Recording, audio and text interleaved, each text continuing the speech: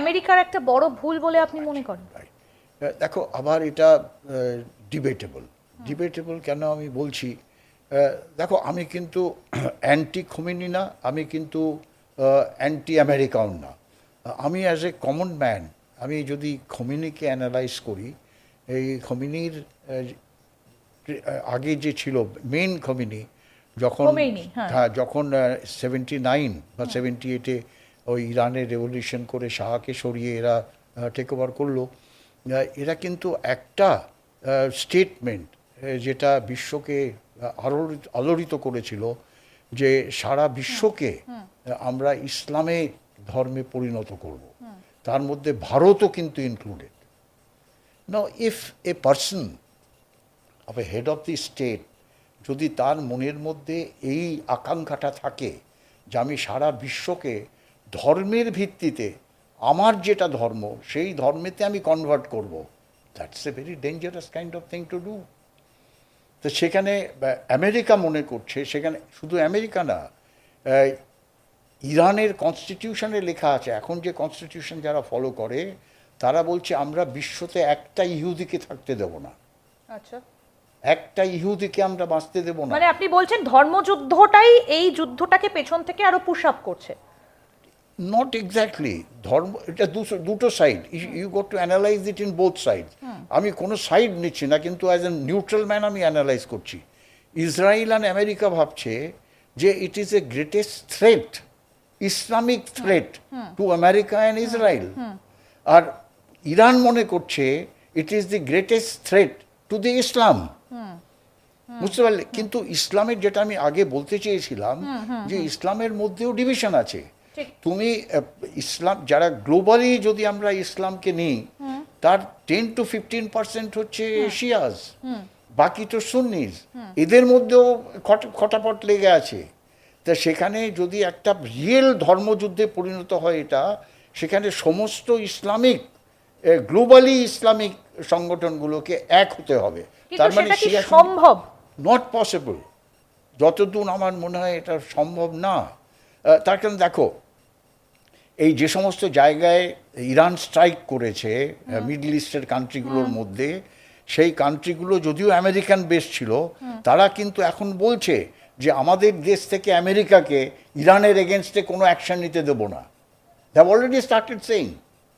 একদম, তারা বলছে আমরা আমাদের স্টেটের যেই কান্ট্রির জায়গাগুলোকে ব্যবহার করতে দেব না।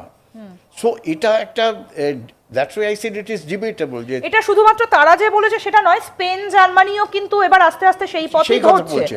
আচ্ছা, এবার আরেকটা জিনিস আমি নিয়ে আসি, যে সমস্ত দেশ শিয়া ডমিনেটেড দেশ, সেই সমস্ত দেশগুলোর যদি আমরা শক্তি দেখি, military might, Lebanon, Yemen, all this, এই আজারবাইজান, এই সমস্ত দেশগুলোর যে মিলিটারি মাইট, সেই মাইটগুলো যদি কম্বাইনও করে, there will be no match to Israel and America. There will be no match to Israel, America and Israel's strength. তার কারণ এই ছোট ছোট দেশগুলো, এমন কোনো বৃহত্তর পৃথিবীর মধ্যে দেশ নেই যেটা শিয়া দেশ অথচ তারা মিলিটারি মাইট, সেরকম কোনো দেশ কিন্তু এখনো পর্যন্ত বিশ্বর মধ্যে নেই। যার ফলে it will be one side, it will be world war তখনই হবে যদি রাশিয়া আর চায়না এর মধ্যে ইনভলভ হয়। একদম, আমি রাশিয়া আর চায়নার বিষয়টাতে আবার একটু আসতে চাই, মানে আপনি যেটা আলোচনা শুরু করেছিলেন, তবে তার আগে আপনার ওই +1 ফর্মুলাটা একটু শুনতে চাই, যে এই 4 নম্বরের পর 5 নম্বর একটা ফর্মুলার কথা যেটা আপনি বলছিলেন, যে আরও একটা ফর্মুলা ইরান অনেকটা এগিয়ে যেতে পারে, সেটা কি? দেখো, এটা কিন্তু আমার কমান্ডো থিঙ্কিং। এখন আমেরিকার মাইট যেটা ইরানের এগেনস্টে ডিপ্লয়, সেটা হচ্ছে ইউএসএস আব্রাহাম লিঙ্কন। একদম। এবার ইউএসএস আব্রাহাম লিঙ্কনটাকে আমি ছোট্ট করে বলি, ইট is A flagship of A battle group. আচ্ছা, যখন একটা সময় ছিল, দেখো, পৃথিবীর 4 ভাগের 3 ভাগ হচ্ছে জল, সমুদ্র। এই সমুদ্রকে যারা ডমিনেট করবে তারাই কিন্তু বিশ্বকে ডমিনেট করতো। তারপর সমুদ্র থেকে চলে এলো আকাশ, আকাশ থেকে এখন স্পেস। তা এনিওয়ে এই যে আইএনএস ইউএসএস আব্রাহাম লিঙ্কন, এটা হচ্ছে একটা ফ্লোটিং সিটি। একদম। ফ্লোটিং সিটি মানে 5,000 তার ক্রু মেম্বার্স, 5,000 ক্রু মেম্বার আর operating from inside. Nuclear power এটাকে অপারেট করে, চালায়, যেটা 20 থেকে 25 বছর you don't have to do any refuelling. 20 থেকে 25 বছর you don't have to do any refuelling. তাছাড়া এর মধ্যে একটা ম্যাসিভ একটা ডিফেন্সিভ ক্যাপাবিলিটিস থাকে, একটা ম্যাসিভ অফেন্সিভ ক্যাপাবিলিটিস আছে। 100 থেকে 200 সেখানে নানা ধরনের ফাইটার এয়ারক্রাফট, 50 থেকে 100 সেখানে হেলিকপ্টার, সেখানে নানা ধরনের সারফেস টু এয়ার মিসাইলস, সেখানে এয়ার ডিফেন্স মিসাইল, টর্পেডোস, সেখানে anti submarine operations, everything is there and it is a floating platform for either a air war or naval war or ground war. মানে একেবারে যুদ্ধ জাহাজ বলতে যা বোঝায়। Correct. এই ফ্ল্যাগশিপকে ঘিরে একটা লেয়ার অফ ডিফেন্সিভ তারা থাকে। প্রথমে থাকে ডিস্ট্রয়ার আর ফ্রিগেড, ছোট ছোট যে যুদ্ধ জাহাজগুলো, তারপর থাকে আউটার টিয়ার সাবমেরিন, তারপর মাঝে মধ্যে তাদের অনেক স্পিড বোট আছে যারা এই গ্যাপগুলোকে কভার করে। So it is a massive American might displayed in the world. কিন্তু দেখো, আমি মনে করি surprise is the biggest weapon in any war. আমেরিকানের মাইটকে সারপ্রাইজ করা যায়। কেন করা যায়, কিভাবে করা যায়? ইরানের যে রিভলিউশনারি গার্ড আছে তাদের কিন্তু একটা নেভাল কমান্ডো ফোর্স আছে।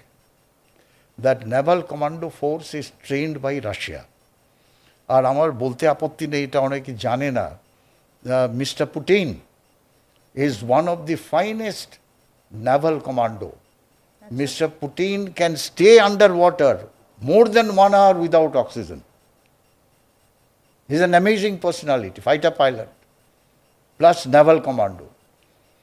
তো সেখানে এই ধরনের, যেটাকে আমার ল্যাঙ্গুয়েজ আমি বলি asymmetric warfare by Iran. Now asymmetric warfare কি? যখন একটা কম শক্তিশালী দেশ বা শক্তি একটা বড় শক্তিশালী দেশ বা শক্তির বিরুদ্ধে আনকনভেনশনাল ট্যাকটিক্স ইউজ করে তাকে হিট করে। তা ধরো এই যে ইউএসএস আব্রাহাম লিঙ্কন একটা ডিসেপশন করলো ইরান, যে ওপর থেকে তারা মিসাইল মারছে, ড্রোন মারছে, রকেট মারছে, বম্বিং করছে, আর নিচে সাবমেরিনের নিচে মানে জলের নিচে তারা 10 থেকে 15 জন search commando in two groups পুরো জাহাজটাকে ঘিরে দে ক্যারি আউট সাবোটাজ। একটা তারা ডোবা